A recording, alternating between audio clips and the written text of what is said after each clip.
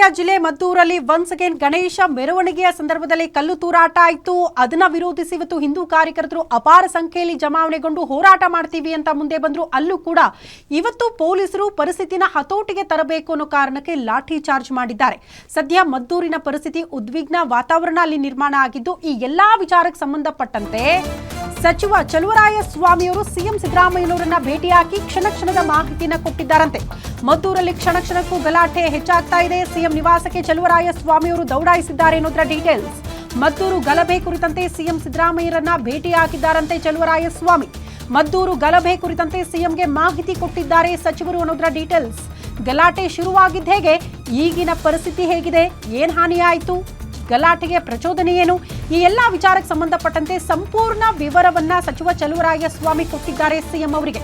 ಪರಿಸ್ಥಿತಿ ವಿಕೋಪಕ್ಕೆ ಹೋಗದಂತೆ ಕ್ರಮ ಕೈಗೊಳ್ಳಬೇಕು ಅಂತ ಸೂಚನೆ ಕೂಡ ಕೊಟ್ಟಿದ್ದಾರಂತೆ ಸಚಿವ ಚಲುವರಾಯಸ್ವಾಮಿ ಅವರಿಗೆ. ಪೊಲೀಸ್ ಅಧಿಕಾರಿಗಳಿಗೂ ಕೂಡ ಸಿಎಂ ಸಿದ್ದರಾಮಯ್ಯ ಸೂಚನೆ ಕೊಟ್ಟಿದ್ದಾರೆ ಅನ್ನೋದರ ಡೀಟೇಲ್ ಸಿಗ್ತಾ ಇದೆ. ಆ ಮೂಲಕ ಮದ್ದೂರಿನಲ್ಲಿ ಪರಿಸ್ಥಿತಿಯನ್ನ ಕಂಟ್ರೋಲ್ ಮಾಡಬೇಕು, ಇಂಥ ಘಟನೆಗಳು ಮರುಕಳಿಸದಂತೆ ಕ್ರಮ ವಹಿಸಬೇಕು ಅಂತ ಸಿಎಂ ಸೂಚನೆ ಕೊಟ್ಟಿದ್ದಾರೆ. ಬಟ್ ಕಳೆದ ವರ್ಷ ಕೂಡ ಆಗಿತ್ತು, ಈ ವರ್ಷ ಆಗದೇ ಇರೋ ರೀತಿಯಲ್ಲಿ ನೋಡ್ಕೊಳ್ಬೇಕಾಗಿತ್ತು. ಬಟ್ ಮತ್ತೆ ಅಂತ ಘಟನೆಗಳು ಅದೇ ಜಾಗದಲ್ಲಿ ಆಗುತ್ತೆ ಅಂದ್ರೆ ಏನರ್ಥ ಅನ್ನೋದು ಕೂಡ ಪ್ರಶ್ನೆ. ಗೊತ್ತಿಲ್ಲ. ಸಿಎಂ ಬಹಳ ಸೀರಿಯಸ್ ಆಗಿ ತೆಗೆದುಕೊಂಡಿದ್ದಾರಂತೆ. ಸಚಿವರಿಗೂ ಪೊಲೀಸರಿಗೂ ಕೂಡ ಮಾಹಿತಿ ಕೊಟ್ಟಿದ್ದಾರೆ ಅನ್ನೋದ್ರ ಬಗ್ಗೆ ಮಾಹಿತಿ ಸಿಗ್ತಾ ಇದೆ. ಸಚಿವ ಚಲುವರಾಯಸ್ವಾಮಿ ಅವರೇ ದೂರವಾಣಿ ಸಂಪರ್ಕದಲ್ಲಿದ್ದಾರೆ. ಸರ್ ನಮಸ್ತೆ. ನಮಸ್ತೆ ಮೇಡಮ್.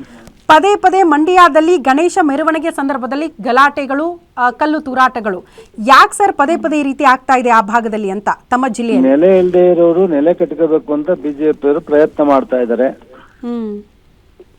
ಆ ಒಂದು ಪ್ರಯತ್ನದಲ್ಲಿ ಕೆರಗೋಡ್ದಾಯ್ತು, ನಾಗಮಂಗಲ ಆಯ್ತು, ಈಗ ಮದ್ದೂರಿಗೆ ಪ್ರಯತ್ನ ಮಾಡ್ತಾರೆ. ಇದ್ರ ಮಧ್ಯದಲ್ಲಿ ನಾವು ನಿನ್ನೆ ನಮ್ಮ ಜಿಲ್ಲಾ ಆಡಳಿತ ಬಹಳ ಗಂಭೀರವಾಗಿ ಈ ಏನ್ ಪ್ರೊಟೆಕ್ಷನ್ ಕೊಡಬೇಕು ಕೊಟ್ಟಿದ್ದಾರೆ.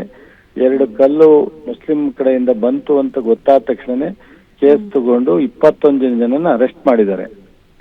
ಇಷ್ಟು ಬೇಗ ಕ್ರಮ ಆಗಿರೋದು, ಇಷ್ಟು ಬೇಗ ಅವ್ರನ್ನ ಯಾವುದೇ ಕೇಸು ಕೌಂಟರ್ ಕೇಸ್ ಮಾಡದಲ್ಲೇ ಸೊ ಯಾರು ತಪ್ಪು ಮಾಡಿದ್ದಾರೆ ಅವ್ರ ಬಗ್ಗೆ ಮಾತ್ರ ಕೇಸ್ ತಗೊಂಡು 21 ಜನ ಅರೆಸ್ಟ್ ಮಾಡಿ ಫರ್ದರ್ ಎನ್ಕ್ವೈರಿಗೆ ಆರ್ಡರ್ ಮಾಡಿದ್ಮೇಲೆ ಇವತ್ತು ಇಡೀ ರಾಜ್ಯದ ಲೀಡರ್ಗಳಾಗಲಿ ಅಥವಾ ಜಿಲ್ಲೆ ಲೀಡರ್ಗಳಾಗಲಿ ಬಿಜೆಪಿ ಮತ್ತು ಜನತಾದಳದ ನಾಯಕರುಗಳು ಈ ತರ ಪ್ರವೋಕ್ ಮಾಡ್ತಕ್ಕಂಥದ್ದು ಎಷ್ಟರ ಮಟ್ಟಿಗೆ ಅವರು ಇನ್ನೂ ಹೆಚ್ಚಿನ ಎನ್ಕ್ವೈರಿ ಬೇಕು ಅಂತ ಕೇಳಿ ಅಥವಾ ಇನ್ನೂ ಹೆಚ್ಚಿನ ಕ್ರಮ ಆಗ್ಬೇಕು ಅಂತ ಕೇಳಿ ಅದನ್ನ ಬಿಟ್ಟು ಪ್ರವೋಕ್ ಮಾಡ್ತಾ ಇದಾರೆ. ಕೋಮುಗಲಭೆಗೆ ಸೊ ಅವಕಾಶ ಮಾಡಿಕೊಡ್ತಾ ಇದಾರೆ ಅಂದ್ರೆ ಇದು ಏನ್ ಹೇಳೋದು ಅವ್ರಿಗೆ?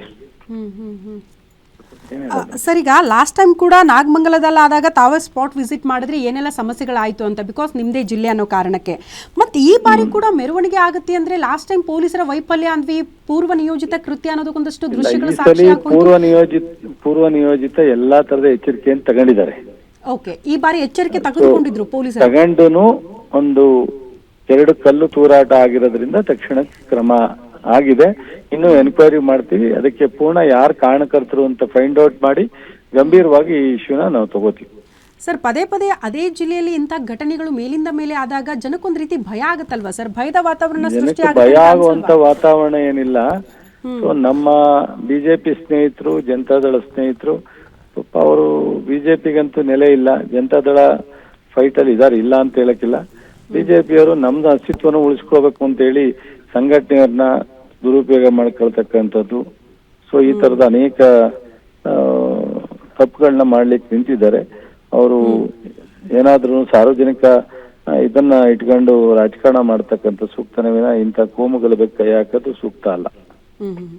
ಸರ್, ಈಗ ಅಲ್ಲಿನ SP ಮತ್ತು ಜಿಲ್ಲಾಧಿಕಾರಿಗಳ ಜೊತೆ ಮಾತಾಡಿದ್ರ ಏನ್ ಮಾಹಿತಿ ಸಿಕ್ಕಿದೆ? ಎಲ್ಲ ಮಾತಾಡಿದೀವಿ. ಕಂಟಿನ್ಯೂಸ್ ಆಗಿ SP DC ಟಚ್ ಅಲ್ಲಿ ಇದ್ದಾರೆ. ಈಗಲೂ ಸ್ಪಾಟ್ ಅಲ್ಲಿ IG ಇದ್ದಾರೆ. ಸೊ ನಿಯಂತ್ರಣದಲ್ಲಿ ಇದೆ ಈಗ ಸದ್ಯಕ್ಕೆ.